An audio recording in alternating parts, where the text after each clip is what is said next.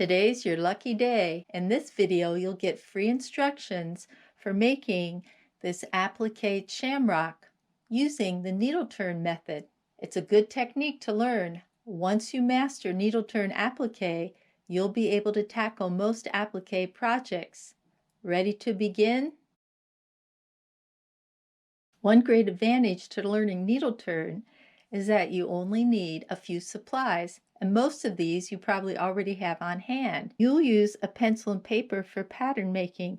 Then you'll need 2 scraps of fabric, 6½ inches square, scissors, pins, and a needle and thread. You'll find a link to this free pattern below.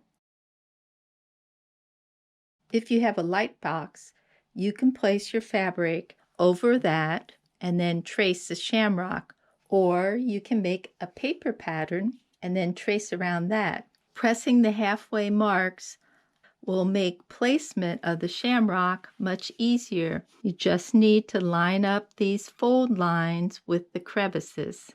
No matter which method you use for tracing, make sure that your pattern can be easily seen. Take the shamrock fabric and place it over the right side of the background fabric. It looks like my background fabric's a little bit larger, and actually that's a good thing. Often people who applique like to make their background a little bit larger than the cut size, because as you applique, sometimes that background fabric gets sucked up into your applique. Later on, you can trim the size. For something this size, it's okay to have both the background and the top the same size. Pin this in place. You don't need a lot of pins because this cotton fabric's going to stick to this cotton fabric. Both pieces will naturally stay in place. Instead of regular pins, I like to use safety pins in the corners, and I safety pin on the back. The reason why I do this is to keep the pins from tangling up my thread, and so that I don't get stuck by those regular pins. I'll put safety pins in each one of the corners and one in the center. Thread your needle with a single strand and then knot the end. You'll use matching thread either to the top or to the background fabric. I'm using this red thread so you can see my stitches. When needle turning, you'll be cutting away part of this background as you sew. The edge of the applique will go to this white line. So the first thing you want to do, separate the back from the shamrock fabric and place a little cut. This cut is about 1/4 inch from the edge. So I'm going to eyeball that 1/4 inch seam to get me started. And let's see, I'll cut about 2 inches down. Before I start stitching, I want to hide my knot. I'll slip my needle between the top fabric and the background, and I'll come up right on that line to hide my knot. I also like to roll up this extra fabric to make it a little bit easier to hold on to. I'll use my needle to turn under that seam allowance.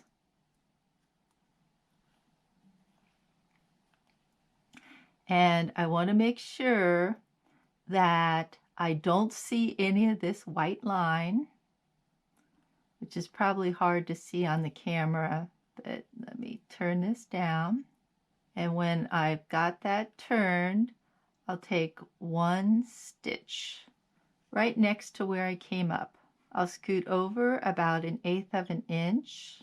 I'll come up through the back, and then I'll take just a pinch out of that green fabric, and I'll go back down almost exactly where I came up. I'll come over about 1/8 inch. I'll come up in the background, and then I'll take a little pinch of that green fabric, come up, and then I'm ready to go back down again. I notice that I'm coming to the end of where I've sort of needle turned. Take my needle, and sometimes I can just touch that fabric to help turn it under. If it doesn't want to go, I'll sort of stroke that fabric back and hold that with my thumb to keep that in place. So let me do that again. So I'm coming to a point where I might need to turn some more fabric under. I'll take my needle and hold that fabric, bring it down, and sort of stroke that to the background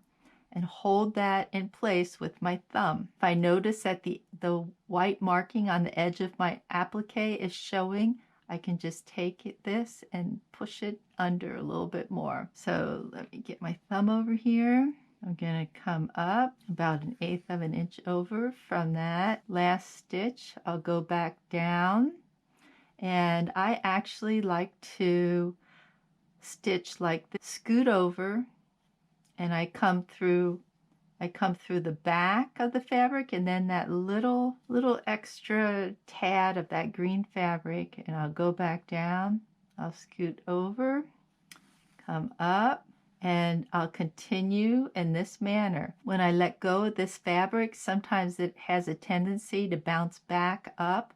So I'll take my, just take your needle again and fold that under and continue stitching. Eventually, you'll get to a point where you need to cut some more seam allowance. So I'll take my scissors and I'll eyeball about 1/4 of an inch, going around a curve here, and I'll just continue on. I'll take my needle,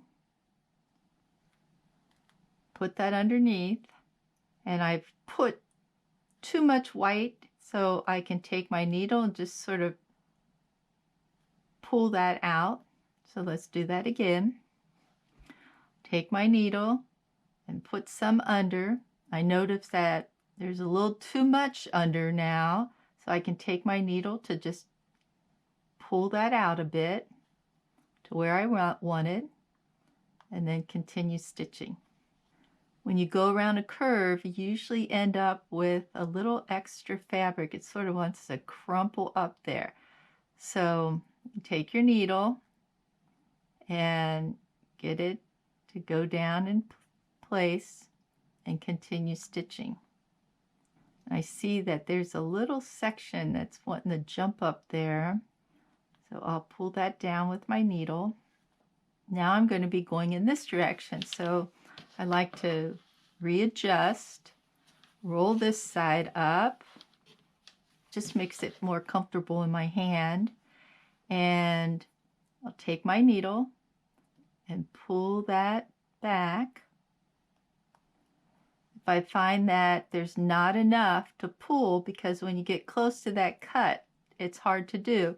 So I can take my scissors, cut just a little bit further along, but beware, when you're going into a crevice, you want to stop before I get to this line. Use that needle to turn that fabric down. And if you need to pull some back out, then use your needle for that. Now I need to cut a little bit further. If I cut all the way across to here, then I won't have any seam allowance when I turn. So when you get to a crevice, you want to cut just to about the crevice and then go straight down right into that corner. And then use your needle to turn that seam. Now the closer you get to this crevice, the less seam allowance you have to play with, and the more this will start to fray, so you really don't want to fool with it a whole lot. Try to just turn it maybe once or twice, and then as you get closer and you notice that you don't have very much seam allowance, put your stitches a little closer together, sort of take care of any fraying that might happen. And actually, when I get right into that crevice, I take 2 or 3 stitches right in that spot to make sure that it doesn't fray, and then I continue up on this side. Start out with stitches that are closer together, and then when you eventually get back to the regular seam allowance, you can continue with those stitches that are about 1/8 of an inch apart. Continue stitching in this manner till you've gone all the way around. Clip that last segment of seam allowance. When you finish stitching, turn your piece over and place a knot. Make a loop, then go through that loop, and then I like to make a second loop just to make sure that this is secure. Remove the fabric, and there's my completed shamrock. Press and trim your block to size. Now you're ready to celebrate St. Patrick's Day. You can add your block to a quilt or use it alone as a pot holder or mug rug. This shamrock is part of a collection of interchangeable blocks for this quilted frame. If you'd like more information about needle turn, check out our other tutorials. You'll find the links below. Thanks for visiting LearnHowToQuilt.com. Please share our videos with your friends. Thanks.